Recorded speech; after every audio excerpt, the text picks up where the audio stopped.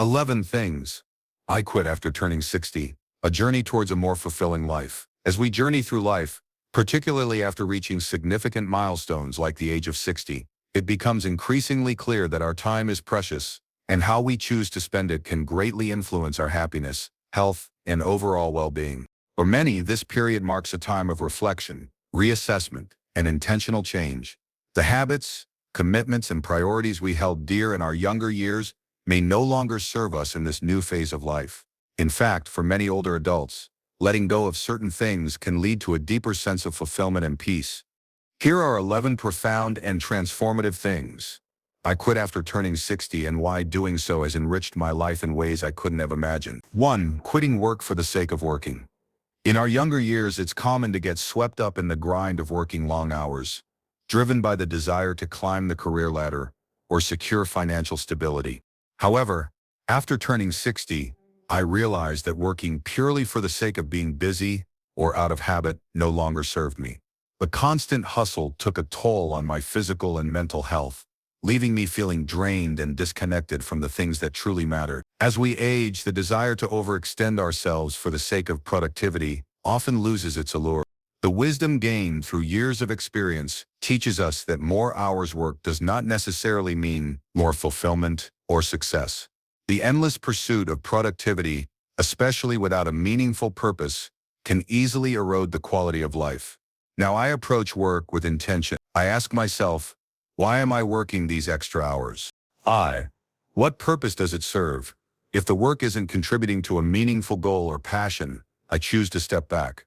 I've learned that time spent simply enjoying life, pursuing hobbies, or spending quality moments with the loved ones is far more valuable than endless hours behind a desk. This shift has brought a renewed sense of balance and fulfillment into my life. I no longer chase financial gain at the expense of personal well-being. Moreover, I have embraced the idea that true wealth in our later years is not measured by our bank accounts, but by the richness of our experiences, the depth of our relationships, and the peace we find within ourselves. 2. Quitting mindless spending. In our consumer-driven society, it's easy to fall into the trap of spending money on things we don't really need. For years, I bought items out of habit or cause I thought they would bring me happiness. As I've aged, I've realized that material possessions rarely offer lasting fulfillment. Mindless spending often stems from the desire to fill an emotional void or keep up with societal expectations. We buy things to make ourselves feel better, only to realize that the satisfaction is fleeting. As I've grown older, I've learned to separate my needs from my wants and to be more intentional with how I spend my money. Now I spend mindfully. I only purchase things that truly add value to my life or bring me genuine joy. Whether it's an experience that enriches my soul or a product that improves my quality of life, I've learned to make more intentional choices with my money. This shift has not only helped me save financially, but it's also made me more aware of what truly matters. 3. Quitting, stressing over the small stuff. Life is too short to spend it worrying about things that ultimately don't matter. In my younger days, I would get worked up over minor inconveniences, traffic jams, disagreements with colleagues, or even something as trivial as a missed appointment. These small stresses, however, add up, creating a constant undercurrent of anxiety. As I entered my 60s, I realized that many of the things I had once stressed over were insignificant in the grand scheme of life. I began to ask myself, will this matter a year from now? If the answer was no, I let it go. Worrying about things outside of my control only drained my energy and robbed me of the joy of the present moment. Now I've learned to let go. I focus on what I can control and accept what I cannot.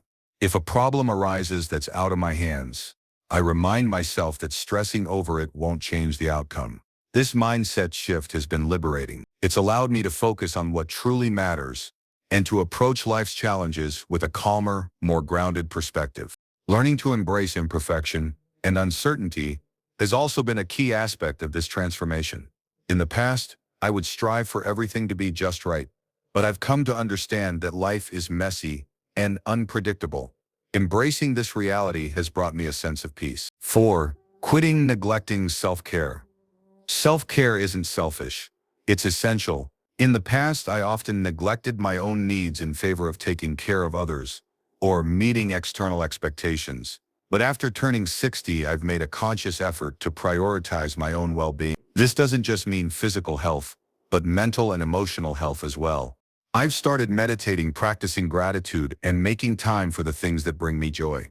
I've learned that when I take care of myself, I'm better able to show up for the people I love and for the life I want to live. Self-care is about recognizing that you deserve to feel good, to be happy, and to live in alignment with your values. 4. Quitting neglecting self-care. Self-care isn't selfish. It's essential. In the past, I often neglected my own needs in favor of taking care of others or meeting external expectations. But after turning 60, I've made a conscious effort to prioritize my own well-being. This doesn't just mean physical health, but mental and emotional health as well. I've started meditating, practicing gratitude, and making time for the things that bring me joy. I've learned that when I take care of myself, I'm better able to show up for the people I love and for the life I want to live. Self-care is about recognizing that you deserve to feel good, to be happy, and to live in alignment with your values. It simply means I'm being mindful of how I spend my time and energy. After turning 60, I realized that time is a precious and finite resource. I no longer commit to things that don't align with my values or bring me joy. I've learned to politely decline invitations or requests when I feel they will drain my energy rather than replenish it. By doing so, I've created more space in my life for the things and people that truly matter to me. This shift has also allowed me to approach my relationships with greater authenticity. I no longer feel the need to appease others at the expense of my own happiness. Instead, I focus on maintaining meaningful connections with those who truly add value to my life. 6. Quitting maintaining unhealthy relationships. Over the years, I've maintained relationships out of habit, even when they no longer felt healthy or fulfilling. Whether it was with friends, colleagues, or even family members, I often felt obligated to keep these connections alive despite feeling drained or disrespected. Maintaining relationships that don't serve your well-being is like carrying an unnecessary weight on a long journey. It slows you down and exhausts you. After turning 60, I decided to let go of the relationships that no longer brought me joy or fulfillment. This doesn't mean ending friendships with malice, but rather choosing to focus on those connections that are mutually supportive and enriching.